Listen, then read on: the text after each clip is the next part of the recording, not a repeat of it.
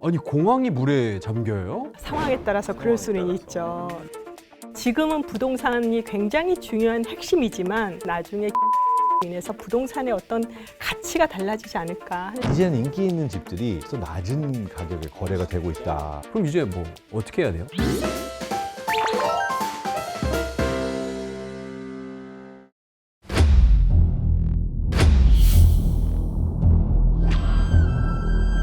이용주 사망 2021년 10월 25일 사인 익사.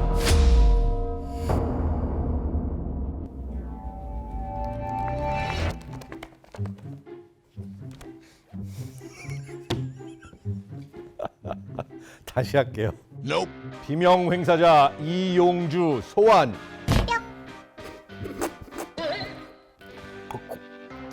무슨 일이고? 에이? 또 왜 왔니? 뭐야? 당신이 불렀잖아 지금. 야, 이거 얼굴부터 닦아 이거. 얼굴부터 아, 닦아. 진짜. 아 진짜. 아 이게 무슨 일이야 진짜. 아 지난주에는 모기더니만은 이번 주에 뭐?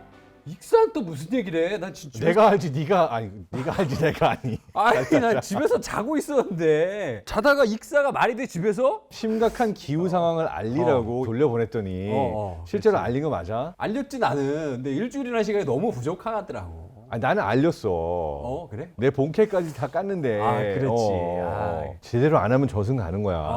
그러니까 알았으니까 빨리 지금 전문가 불러주세요. 비명 횡사자 이용주 씨의 사인 하천도 아니고 바다도 아니고 집에서 익사한 미스테리를 풀어주시고 이게 정상이 아니다.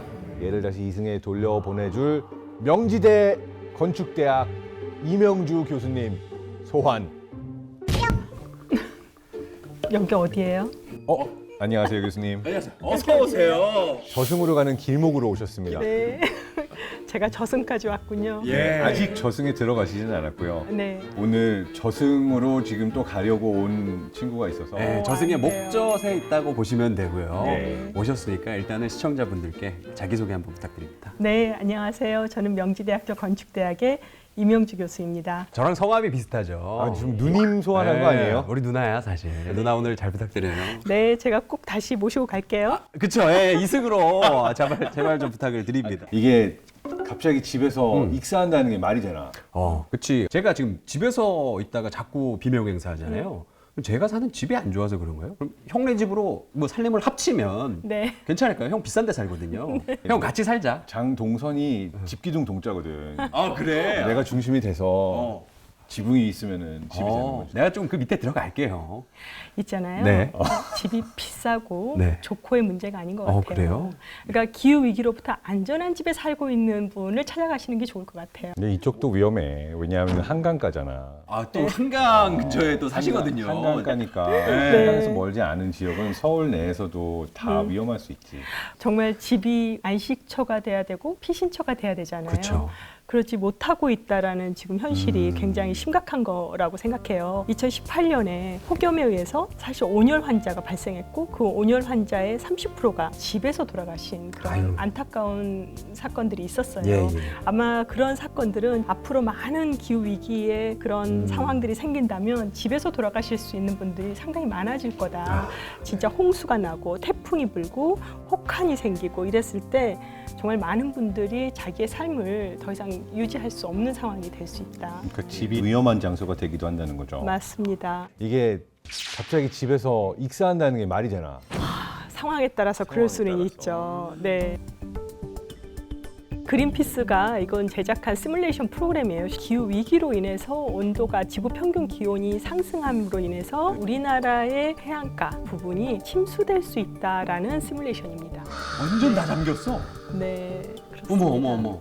어떡해. 아니 공항이 물에 잠겨요?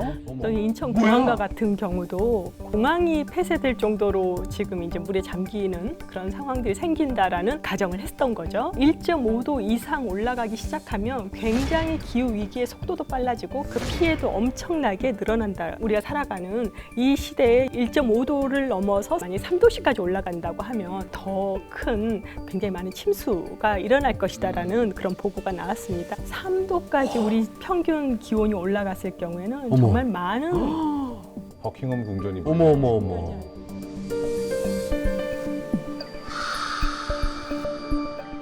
그러면 방금 본 것처럼 버킹엄궁, 뭐 뭄바이 전 세계 8억 명이 여기 영향을 받잖아요.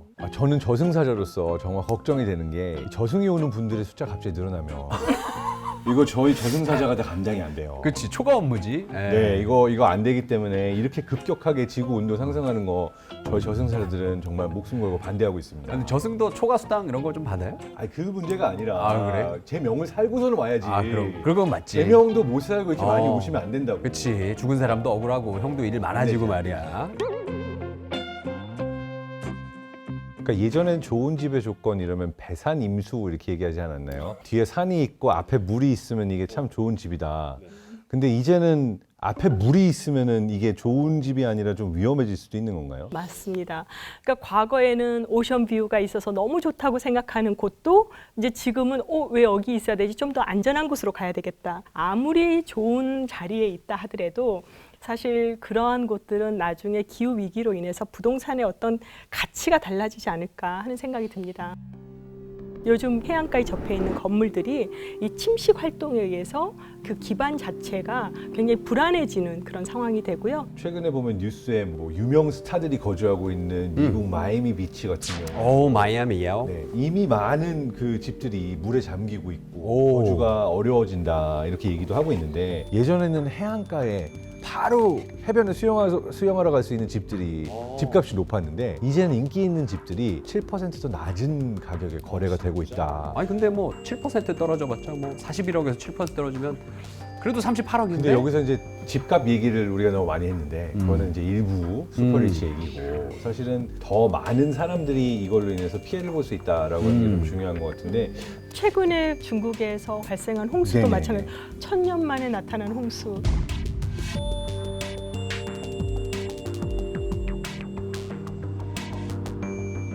그러니까 이게 2021년에 중국에서 발생한 폭우가 보통 문제가 아닌 게 이때 수재민만 5,500만 명이 이뤘어요. 5,500만 명? 그 얘기는 우리나라 인구잖아. 5,500만 명. 우리나라 인구를 거의 넘어서는 와. 피해 인원이 중국의 남부 지역에서만. 옛날엔 전쟁을 하면 그 터를 잃는다 이런 얘기를 하지만 요즘은 기후 위기로 전쟁이 아닌데도 불구하고 이재민이 생기게 되고 그런 상황들이 생기게 되죠. 독일의 경우에도 맞아요, 최근에 이번에. 네. 큰 뉴스가 됐죠.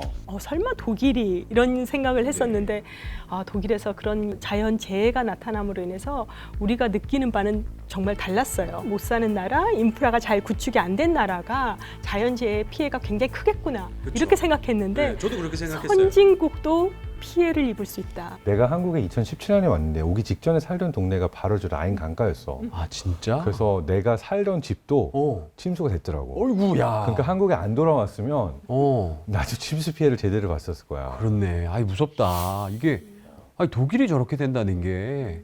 기존의 데이터와 변했다는 걸 보여주는 자료가 있는데요. 심각한 수준의 홍수가 얼마나 자주 왔는가를 20년 간격으로 조사를 했어요. 그랬더니 이제 80년에서 99년까지의 20년 동안에는 1389건의 심각한 홍수가 있었던 반면 2000년에서 2019년 사이의 20년 동안에는 3254건으로 거의 2배가량 홍수의 양이 증가를 했고 웃으면서 이야기하지만 돌아가시는 분들이 상당히 많기 때문에 이런 사건들을 사실 미연에 방지하는 게 필요해요. 근데 이게 또 사실 세계만의 이야기가 아니라 우리나라, 대한민국도 이걸로 인해서 엄청난 피해를 받고 있지 않습니까, 선생님? 네, 맞아요. 우리나라도 안심할 수는 없죠. 우리나라는 전체 면적의 70%가 산으로 이루어졌는데 이렇게 홍수가 많이 나게 되면 산사태로 변질이 되기 시작해요. 저기 사람 있었으면 어쩔 뻔했어요. 방금 전에 고양이 도망가는 거 보셨어요, 지금? 그다음에 저 부분은 저도 그 당시에 저 자리에 있었는데요. 네, 진짜로요? 네, 바로 저 위에 있는 그때 컨퍼런스가 있어서 어머. 네, 바로 저 순간에 제 방에서 아래를 내려다보면서 사진을 찍었던 그때 어떤 일이 있었냐면요. 방송으로 엘리베이터가 정지됐습니다. 비상구로 이용해 주십시오. 그리고 모든 전기는 셧다운됐고요. 네, 그래서 몇 시간 후에 복구는 됐지만 사실 굉장히 너무 무서웠겠다. 무서웠던 그런 순간이었습니다. 저보다 먼저 젖을 모실 수도 있었겠네요. 정말 외람된 말씀이지만은.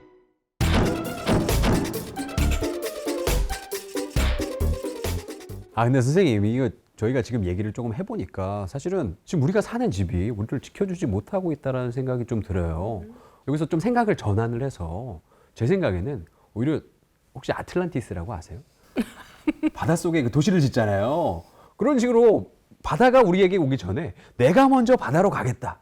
해상 도시. 해저 도시. 해상도시, 해저도시 다 좋아요. 그런데 파도에 맞춰서 둥둥 떠 있으니까 안전할 거라고 생각하지만 태풍이 치고 하늘에서 쓰나미가 오고 그러한 것들까지 다 방어하기에는 우리가 많은 기술들을 개발을 해야 되고 필요한데 그렇게 되기까지 몇 년 더 걸릴까요? 말씀하신 대로 기술이 발전되지 않은 상태에서 지으면 쓰레기가 되고 마는 것이 아닌가. 네, 해양의 쓰레기죠. 네. 그렇다면 어떠한 형태의 대안책들이 지금 구비되고 있나요? 사실은 굉장히 많은 양의 비가 내렸을 때 도시가 그 빗물을 빨리 배수를 하고 그걸 빼내야 되는 인프라가 땅 속에 심어져 있어야 되거든요. 그게 사회 기반 시설이라고 해요. 그러니까 우리 지금 도시에도 문제가 있는 게 도시의 사회 기반 시설들 자체가 과거의 30년 기준으로 다 인프라가 만들어졌던 것들이 갑작스럽게 이렇게 기후 위기로 인해서 급작스럽게 많은 양이 도래했을 때는 이걸 받아내기가 힘드니까 다시 바로 도로로 올라가는 거죠. 그러니까 빼지를 못하니까 올라가는 거예요. 그래서 사회 기반 시설도 많이 개선돼야 된다고 생각합니다. 그렇다면 용주가 갑자기 물에 잠긴 집에서 비명행세한 것이 정상적인 상황이 아니다. 아니지. 그렇다면 근본적으로 생각해 보면 어떻게 물이 여기까지 차오르고 이 수면이 오르는가? 이제까지 했던 얘기를 좀 정리해 보면 왜 해수면 상승이 일어나는가? 왜 태풍이 일어나는가? 왜 장마의 기간이 길어지는가? 산업화 이전 대비 1.5도 이상으로 막 달려가고 있다. 이렇게 달려가고 있는 상황에서 기후 위기가 생기는데 사실 그런 것들을 다 대응해서 우리가 살아야 되거든요. 사실 자동차보다 더 탄소 배출을 많이 한다. 네. 이런 얘기도 들었거든요. 맞아요. 집이요? 네. 집이 맞아요. 탄소 배출을 해요? 보통 우리가 내연기관차, 그 자동차로부터 많은 온실가스 직접 배출이 일어나요. 자동차를 내연기관차에서 전기차나 수소차로 직접 배출량을 줄였어요. 그런데 그에 반해서 건축물은 어떤 상황이냐면요. 엄청나게 많은 전기를 써야 되는데 그 전기는 발전소에서 화석 에너지를 가지고 연료를 가지고 에너지를 만들어서 우리한테 공급하기 때문에 이걸 간접 배출량이라고 해요. 그래서 우리나라 전체로 봤을 때 건물이 차지하는 온실가스 배출량은 한 24% 정도 돼요. 산업 다음이에요. 지구 전체 표면의 면적의 3%밖에 안 되는 곳이 도시의 면적이고요. 이 전체 지구가 배출하는 75% 이상의 온실가스가 이 지구 표면 온도 3%에서 발생을 하고 있어요. 빌 게이츠가 기후재앙 관련돼서 쓴 책에서 이 얘기를 해요. 그러니까 지구 전체를 보면 온실가스의 양이 대략 510억 톤 정도가 되는데 그중에 도시가 차지하는 양이 380억 톤에 달한대요. 네. 교수님 또 전공이 건축대학이다 보니까 네. 건물은 어떻게 바뀌어야 될까요? 그렇죠. 에너지를 안 쓰는 건물로 맡기면 너무 좋겠죠. 제로 에너지 건물이라고 우리가 이야기를 하고 넷제로 건물이라고 좀 어렵게도 이야기하지만 내가 직접 내 건물에 태양광 전지판을 설치해서 생산했는데 내가 쓰고도 남았을 때 다시 돌려주는 거예요. 에너지 독립 건물은 비가 오거나 눈이 오거나 이랬을 때 사용하기가 어려우니까 우리에게 전기를 공급해주는 회사하고 우리 건물을 연결시켜 놓는 거예요. 그래서 내가 필요할 때는 전기를 가져다 써요. 그리고 내 건물에 태양광 전지판을 붙여놔서 내가 생산을 할 경우에는 다시 돌려주는 거죠. 그래서 1년을 단위로 정산을 해보는 거죠. 내가 가져다 쓴 양 대비 내가 보낸 양이 동일했구나. 그 건물을 우리가 제로에너지 건축물 이렇게 이야기를 합니다. 이게 진짜로 실현 가능해요? 이런 집이 있나요? 그렇죠. 할 수 있죠. 지금 많은 건축가들이 시도하고 있고요. 지금 저렇게 미국에도 이렇게 처마가 있는데 저 처마 위에는 아 진짜 저게 다 태양광 패널들이에요.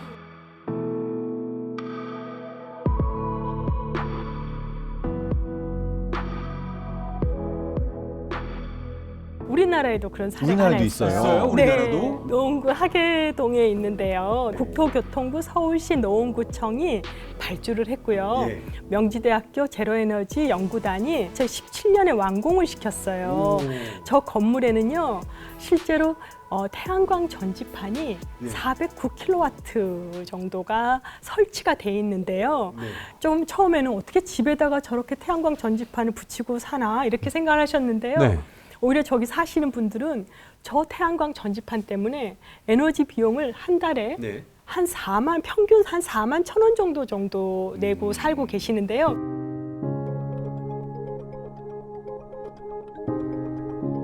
그때 노원구로 온 그 열 공급 파이프가 이제 터졌던 그런 사건이 있었습니다.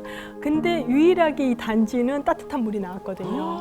네, 그 이야기는 자체적으로 열을 생산하고 자체적으로 전기를 생산했기 때문에 가능했던 단지가 아닌가. 우리가 기후 위기로 인해서 어떠한 재앙이 오더라도 재해가 오더라도 에너지를 생산할 수 있는 그런 집이라면 네, 구조의 손길이 오는 그날까지 어느 정도 삶의 질을 유지하고 살 수 당시에 있겠죠. 주변 사람들은 다 꽁꽁 얼어서 뭐 생활이 안 됐는데 이 진짜 독립주택은 그 말 그대로 독립된 개체로서 그냥 따뜻하게 평소대로 생활했던 거예요. 바로 이제 뭐 얼마 지나지 않아서 바로 개보수가 됐지만 실제로 그래도. 그 기간만큼은 난방과 온수 공급이 안 됐던 거죠. 와. 네. 아 그러면은 선생님 여기 오신 김에 이게 뭐 지인 찬스로 저기 뭐 제가 입주하는 뭐 이런 방법 같은 거 제가 이승 가서 저기 살고 싶거든요. 저는 그런 역할은 안 되고요. 아 왜요? 네. 행복주택이에요. 행복- 그래서 예. 행복주택은 신혼부부, 고령자, 산업지. 네, 자. 그래서 혹시 일단 또 제일 중요한 건 용주가 다시 이승에 돌아가면 결혼부터 해야겠네요. 그러니까 네, 행복하지 않거든요. 그래서 행복주택에 못 살아요. 결혼하시면 더 좋겠죠. 아이, 네. 자, 일단 어려워. 이승에 돌아가는 게 1번 목적. 네. 그 다음에 결혼하고 애 낳고 행복주택에 가자.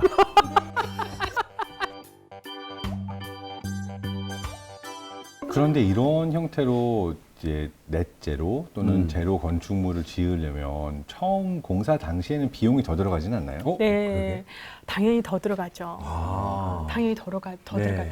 전략도 하고 효율화도 시켰지만 생산까지 시키게 하는 건물을 만들었으니 네. 당연히 더 들어가지만 공공이 나서서 국민들에게 지금 건물은 이렇게 변해야 됩니다라고 보여줘야 되잖아요. 이렇게 더 많이 짓게 되면 이런 생각을 하는 사람이 많아지면 뭐 이런 설계하는 사람들도 많아지고 시공하는 사람들도 많아지고 자재들도 싸지고 이런 좋은 효과가 있어요. 맞습니다. 제가 경제학 전공이거든요. 그래서 수요가 많아지면 네. 자연스럽게 가격은 떨어질 수밖에 없다. 제가 이렇게 배웠습니다. 네, 맞습니다. 그래서 저를 좀 살려주시면 네. 제가 먼저 가서 그거 실행해 보겠습니다. 민간 발전 산업.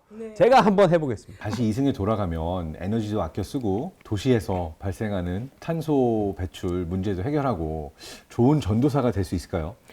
제가 오늘 기뻤던 거는 이렇게 아무 일도 안 하시다가 갑자기 돌아가신 분이 아니, 어떻게 하셨어요? 어떻게 하셨어요? 네. 아우, 정말. 그런데 갑자기 네. 아무 개념 없이 살았어요. 살려만 준다면 가서 열심히 노력하겠다. 네. 기후 위기를 내가 막아보겠다. 그리고 정말 열심히 살면서 실천하겠다. 이런 말씀을 계속 하셨잖아요. 진짜 그렇게 생각하? 예, 약속할 수 있겠는가? 알겠습니다. 저는 앞으로 먹는 것도 줄이고 싸는 것도 줄여서 넷제로 인간이 되겠습니다. 그다음에 넷제로 에너지 이런 거 제가 전도하겠습니다. 그렇다면 오늘 공약 잊지 말고 이용주 군은 누님 임영주 교수님과 함께 자, 이승으로